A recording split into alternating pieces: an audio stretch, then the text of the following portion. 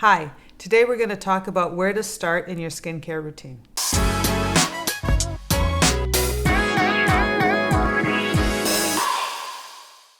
Hi there, I'm Manuela Marcheggianni from Isomers Skincare, and I have been formulating skincare for over 30 years. I've been working in the laboratory at Isomers Laboratories. We've been studying skin, how skin ages and changes, the ingredients, what we can and can't do. And so we get asked a lot about what is a perfect skincare routine, or where do I start? What do I do? These are all really good questions. So we wanted to break it down. We wanted to rewind a little bit and get to some of the basics. So where to start in a skincare routine? What is essential? What's not essential? So we're going to deal with keeping it simple.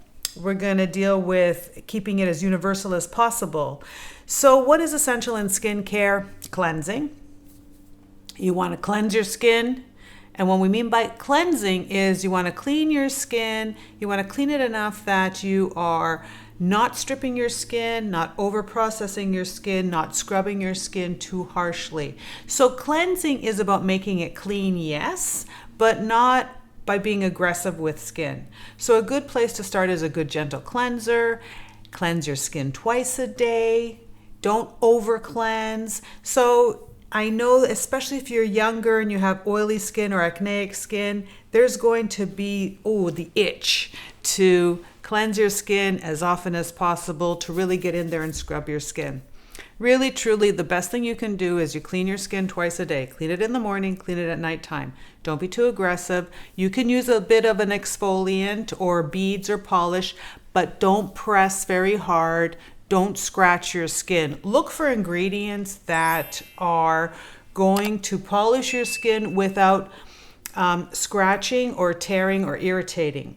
It's also good to start with products that don't have a lot of active ingredients in the cleansing routine, because a cleanser gets washed off, right? So you want something that's going to clean your skin, but you don't want to spend money on ingredients that are not going to do anything for you, and ingredients that you're going to be washing off that need to be in different parts of the formula, different parts of the routine. So cleanse your skin. The other thing where to start is to have a good moisturizer. Now, ideally, you want a moisturizer that is going to bring in moisture in the skin. It's going to help with the ceramides or the reduced transepidermal water loss, so it won't dry your skin out, and it will protect your skin.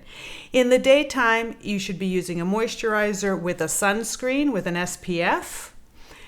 You can also combine the two. Like our SPF is a moisturizer sunscreen, so it's going to be a protectant. At nighttime, use a moisturizer without an SPF. Those are really the two bare minimum. Cleansing, moisturizing. In the daytime, moisturize with SPF. Nighttime, moisturize without SPF. To expand on your skincare routine, you want to start then adding things that are much more specific to you by your skin type. So once you know what your skin type is, for example, you have oily or combination skin, so you are prone to creating more oil.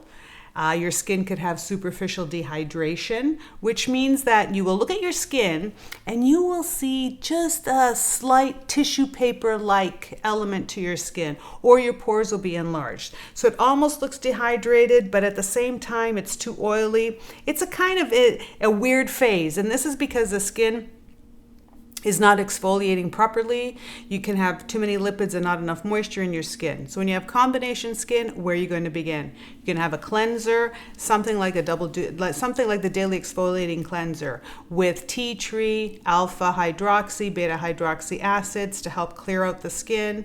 Then you're going to want something with a ceramide in there and a hyaluronate and a niacinamide to really help with binding moisture to the skin properly. The niacinamide is going to be very good for regulating the sebum. And then, of course, you're going to have your moisturizer, that's your SPF in the daytime. Try to go for an SPF without a lot of actives, and don't go for a very strong SPF, maybe a 20 or 30, because it's more than plenty, okay? Because at 20 and 30 SPF, you're dealing with 98, 99% of the UVA and UVB rays. So you don't need to go really, really high with your SPF, especially if you're prone to breakout, because that's really going to aggravate the skin, okay? And at nighttime, hydrate your skin, moisturize your skin without the SPF, and use a retinoid. Get in either a beta hydroxy acid, a salicylic acid, or a retinoid at nighttime as well. That's where you need to really address your skin.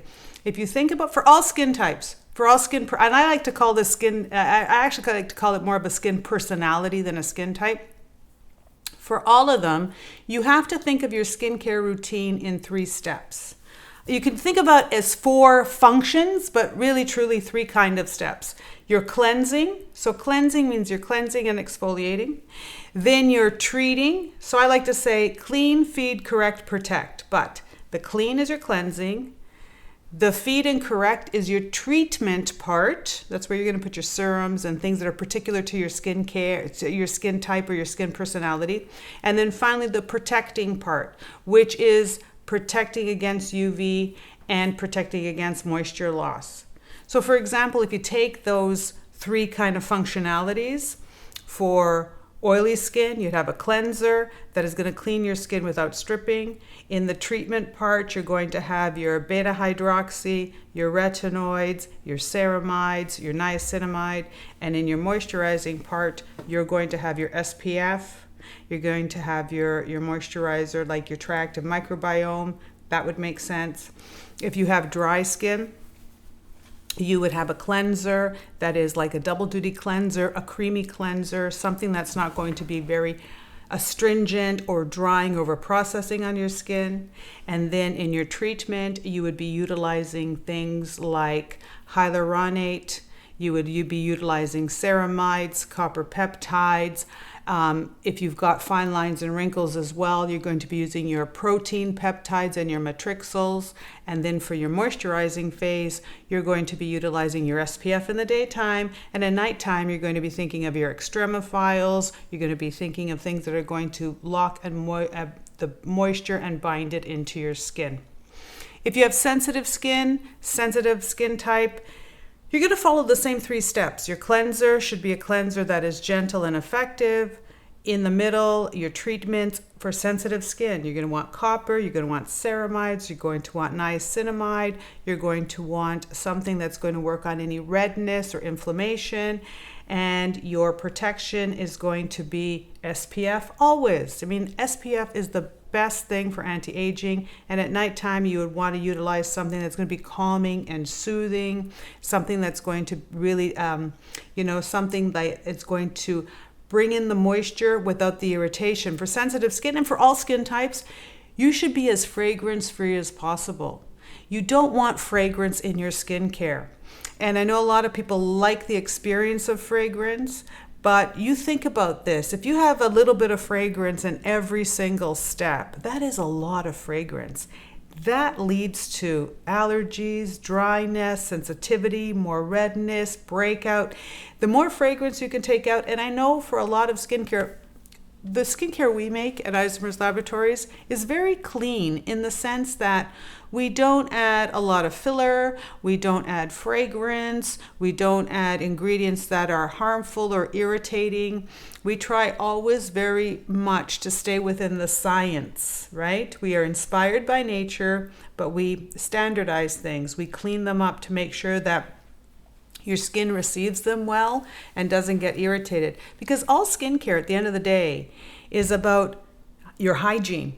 It's about cleaning your skin properly, and then it's about giving it what it needs. Just like you would for your body, you want to have the water in, then you want to have the nutrition in, and then you want to have something that's going to protect the comfort in. So for your skin care, you want the cleansing part, then you want the treatment part. Think of what is missing. Think about what personality does your skin have? What does it need? Because it doesn't need everything.